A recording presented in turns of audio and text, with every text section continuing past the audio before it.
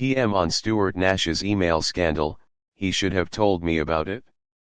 Prime Minister Chris Hipkins has spoken more about the Stuart Nash email scandal at a media conference at the Manureva RSA today, saying Nash has been ultimately held accountable. Hipkins said he thought staff made a mistake. Subscribe our YouTube channel and click our bell icon for new videos. Hipkins said he thought staff made a mistake. I have to accept them at their word. I wasn't there at the time that this happened. Both of the people concerned are people who I regard to be incredibly diligent and honest with high levels of integrity, so I think it's really horrible that their integrity is being impeached in the way that it is at the moment.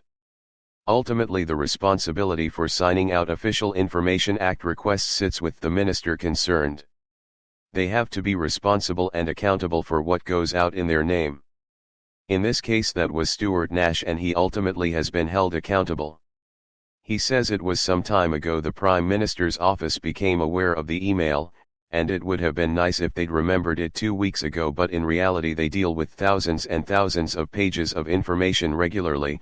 I don't expect them to memorize every one of them. In this case, I think they made a mistake several years ago. I don't necessarily expect that they would have remembered it, but I do expect that Stuart Nash would have remembered it. He should have known that that was there. He should have told me about it. He says he thinks the work around Official Information Act requests has been sound and positive.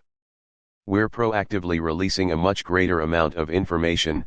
We're getting much more timely OIA responses across the public sector.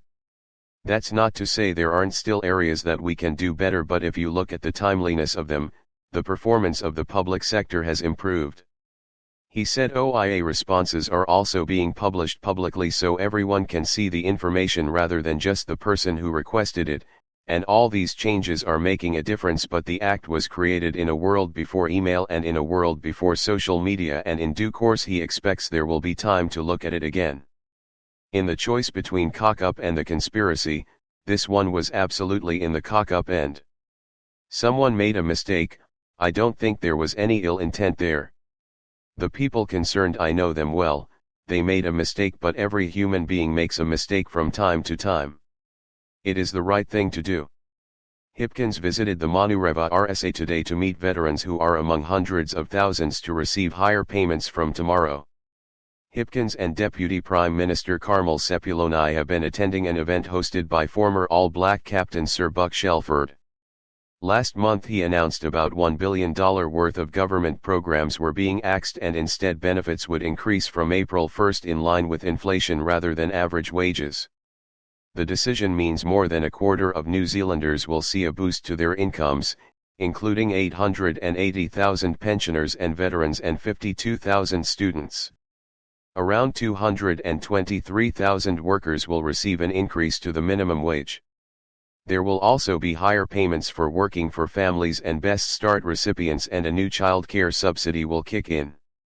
Hipkins says with superannuation, the veterans' pension and the minimum wage increasing tomorrow, it's going to make a big difference in the cost of living for those on the lowest incomes. He says the minimum wage increase of 7.2% is in line with the inflation at the time the decision was made. Minimum wage changes were well foreshadowed. I acknowledge for the small business community in particular, the minimum wage can put an extra cost on them, an extra pressure on them, but in my conversations with small business owners, they also want to make sure that they're doing the right thing by their staff as well. Business always face that difficult juggling act, but it is the right thing to do. He says there is a lot of work going on internationally to try to bring inflation rates down, and New Zealand's rate is actually much lower than many of the other countries we compare ourselves to, including our friends across the Tasman. He says the living wage and minimum wage are two different debates. Ultimately, we want people to be able to work hard and get ahead. As the government employer, we've been focused on getting the living wage implemented across the public sector. That's up to each individual employer to do, and as a government we've been trying to lead by example. Hipkins welcomes National's electricity policy. In response to National's electricity policy announced earlier today, Hipkins says, I've only seen some of the headlines around it, but it's about time the National Party discovered that electricity and renewable energy actually exists, because up until now they seem to have mounted all their arguments in favor of continuing the use of fossil fuels. That's a welcome development. New Zealand's got one of the highest uptake rates for electric vehicles in the developed world, and that's because of the policies that we've put in place that have been opposed by the opposition. So I think if they are starting to realize that renewable energy is the way for the future, that's a welcome development. He says the proposal to cut red tape and making it easier to get renewable energy consents is a big part of the RMA reforms the government is already working on, which the National Party is opposing.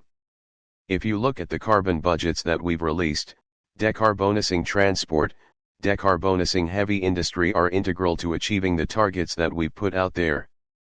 Ultimately, I think the plans from National today seem to be fairly late to the party and seem fairly light on detail. We've actually been getting on with the job of actually doing it. There's more work to be coming very soon around industrial decarbonization. We've already got significant work rolling out across the public service. Transport is one of the most complex areas to get into. Reducing transport emissions is challenging given that the vehicle fleet that we've got on the road right now is likely to stay on the road for some time. People don't tend to replace their cars every year.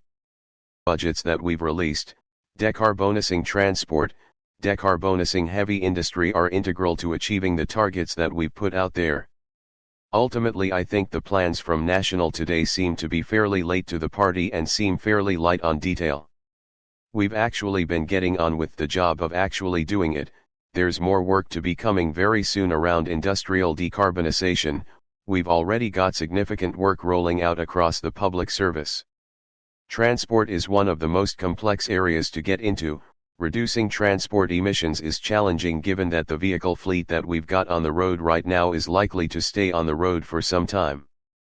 People don't tend to replace their cars every year. Road for some time. People don't tend to replace their cars every year. Subscribe our YouTube channel